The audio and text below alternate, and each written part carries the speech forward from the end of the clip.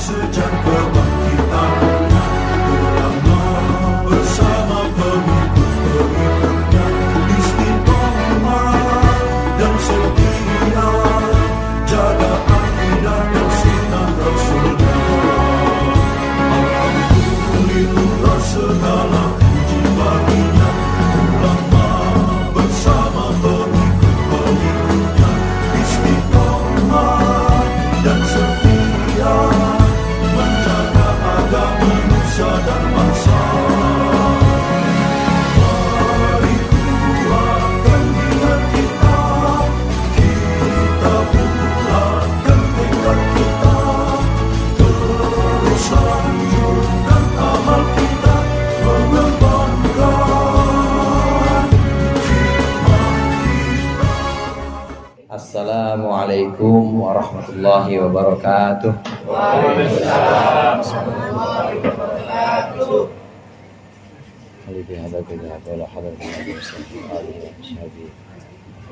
Al-Fatihah.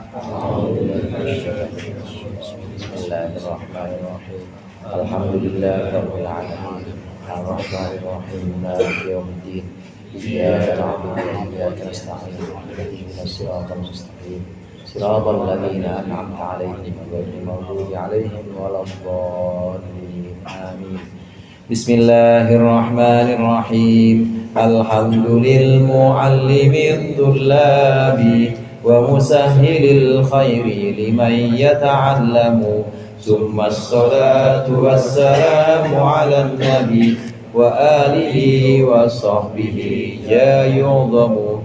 Ya Rabbana kaffir 'anna dhunubana wa walidina wa liman huwa muslimun. Nad'uka Allahumma ilman nafi'a min yawmina ilal hisabi yaqumu. Amin amin amin wa ya fattahu. Amin amin amin wa ya alimu. Alhamdulillah, alhamdulillahi jalla wa ala, wassalatu wassalamu ala sayyidina Muhammadin alladhi ikhtassallahu bihi fadaila wa ala alihi wa ashabihi alladhina nalu ad-darajatil ula.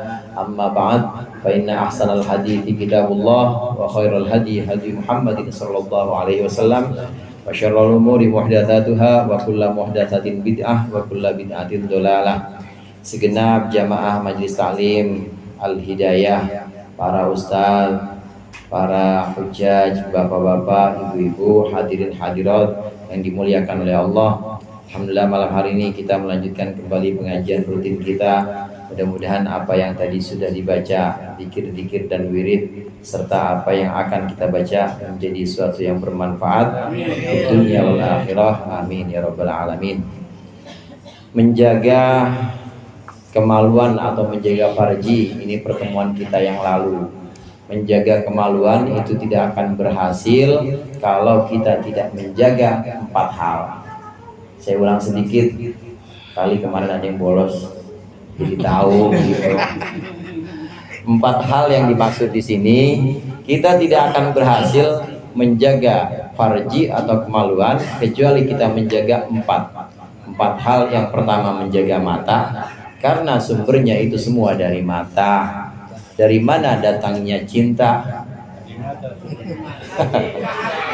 Dari mata turun ke hati. Mata asalnya itu mata, Bu. Makanya kalau orang sono bilang matamu, itu berarti mata itu asalnya. Kemudian yang kedua yaitu menjaga hati, karena dari mata turun ke hati. Hati yang dimaksud di sini adalah pikiran. Jangan sampai dalam hati kita kelihatannya mah ada di masjid tapi pikirannya kemana-mana.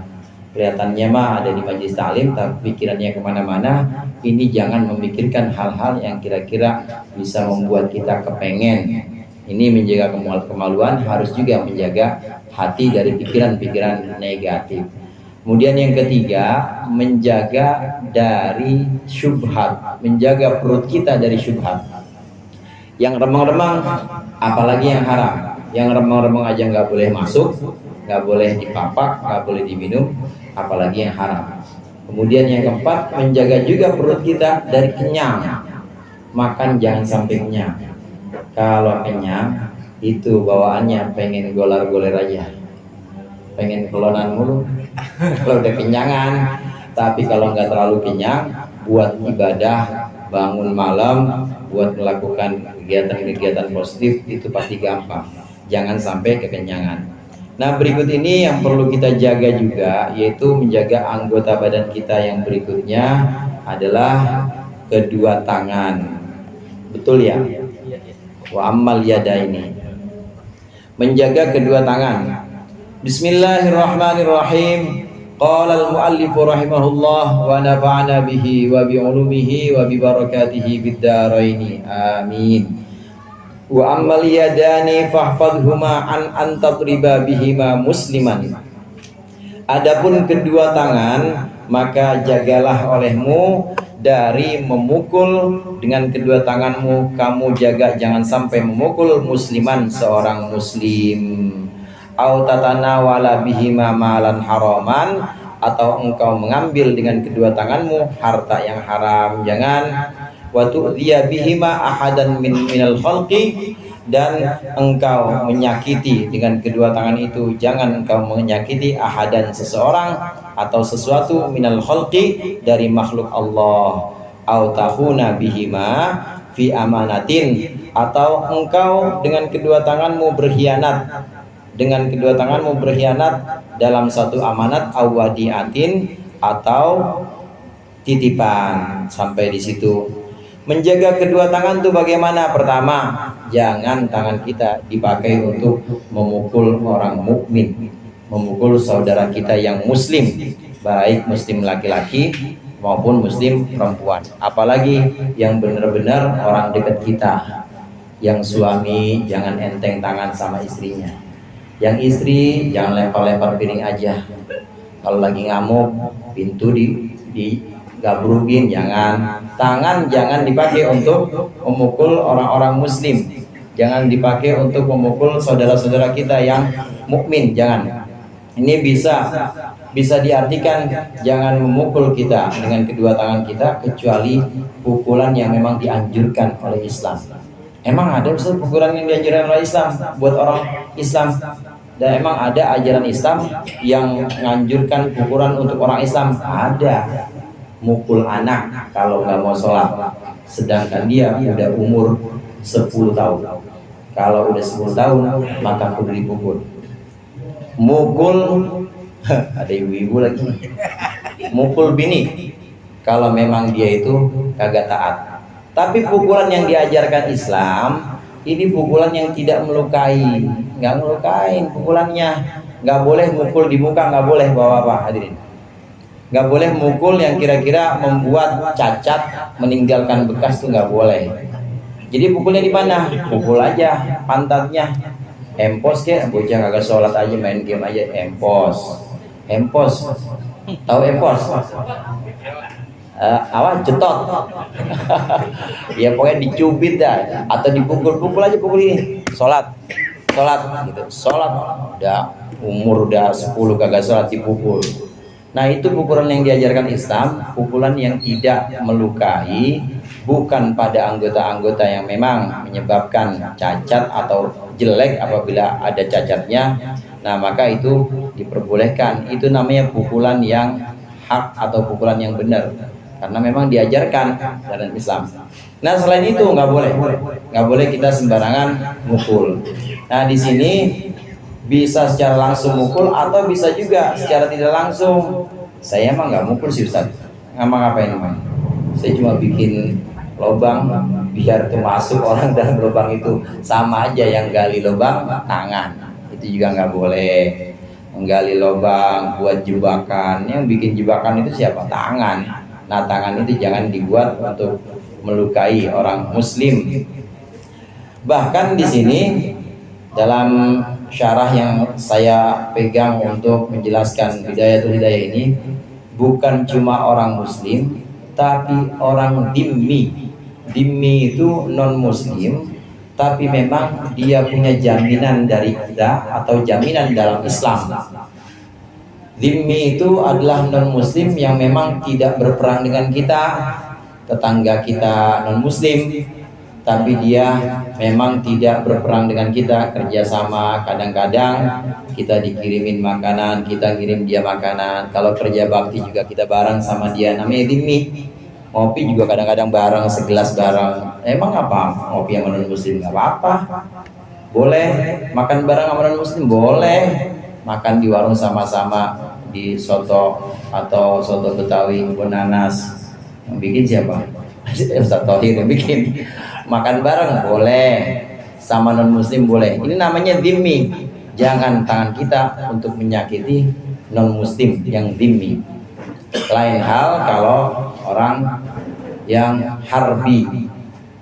Non muslim itu ada yang harbi, kafir itu ada yang harbi, yaitu kafir yang memang berperang dengan kita, boleh kita melukainya.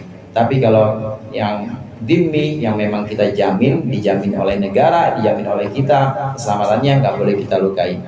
Yang kedua, jangan tangan itu digunakan untuk mengambil barang-barang yang haram. Barang haram itu ada dua yang memang substansi atau zatnya haram, kayak arak, daging babi seanak-anaknya. Jadi juga bukan cuma babi doang, anaknya juga, cucu-cucunya babi juga haram semua itu.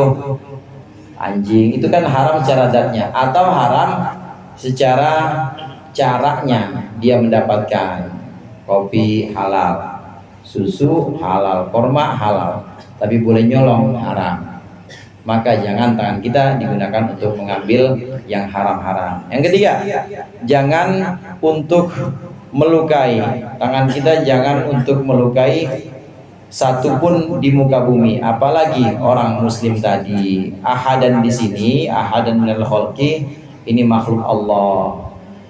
Hadirin jamaah rahimakumullah, ada beberapa cara di mana terhadap hewan atau binatang pun kita tidak boleh menyiksa. Meskipun itu binatang yang dianjurkan dibunuh, ular wajib dibunuh. Wajib, karena memang membahayakan. Kalajengking itu memang dianjurkan dibunuh. Nah, cara membunuhnya maka harus pakai cara yang meringankan dia. Gimana? Bunuh aja langsung, matiin. Jangan pelan-pelan dibunuh, ini dulu, dijemur dulu biar bocah pada ngeliat. Ya, jangan, kasihan nggak mati-mati itu. Maka langsung bunuh. Jangan juga dibakar, nggak boleh. Semut nggak boleh dibakar. Kalajengking, ya pokoknya binatang-binatang yang mengganggu, kalau mau dibunuh ya bunuh, tapi jangan dibakar. Kemudian yang berikutnya, jangan juga kita menggunakan tangan kita untuk berkhianat dalam sebuah amanat atau dalam sebuah titipan. Amanat yang dimaksud di sini adalah kepercayaan orang diberikan kepada kita, tapi kita sia-siakan. Kalau titipan ya bentuknya barang, titipan emang orang itu nitip kepada kita supaya dijaga, jangan terus dikurangi atau dirusak. Saya nitip bang motor saya, boleh saya pakai? Boleh. Udah sebulan dititipin, pulang kampung pentilnya pada hilang, spion juga hilang. Namanya itu menyia-nyiakan titipan. Tidak boleh tangan kita digunakan seperti itu. Ada satu yang dijelaskan oleh Rasulullah SAW. Beliau bersabda, "Lau anna ahlas samai wa ahlal ardi ishtaraku fi dami mu'minin la kabbahumullahu finnar." Ini lebih-lebih terhadap orang muslim, orang Islam. Jangan sampai tangan kita untuk melukai, apalagi sampai menumpahkan darah orang Islam, itu jangan. Kata Rasulullah SAW, apa andai penduduk langit, penduduk bumi semuanya bersatu untuk menumpahkan darah satu orang muslim, maka semua langit, penduduk langit dan bumi pasti akan Allah masukkan ke dalam neraka semuanya. Meskipun itu malaikat, kalau memang dia berupaya untuk menumpahkan darah orang muslim dengan sia-sia tanpa kebenaran, ya bukan kisos juga, bukan karena pelaksanaan hukuman, tapi ditumpahkan dengan sia-sia, pasti penduduk langit dan bumi itu akan Allah masukkan ke dalam neraka. Ini betapa mulianya darah orang-orang Islam, dan juga betapa betapa kita harus menjaga benar-benar tangan kita dari melukai orang-orang muslim. Yang berikutnya, autak tuba bihima ma la yajuzun nutqu bihi.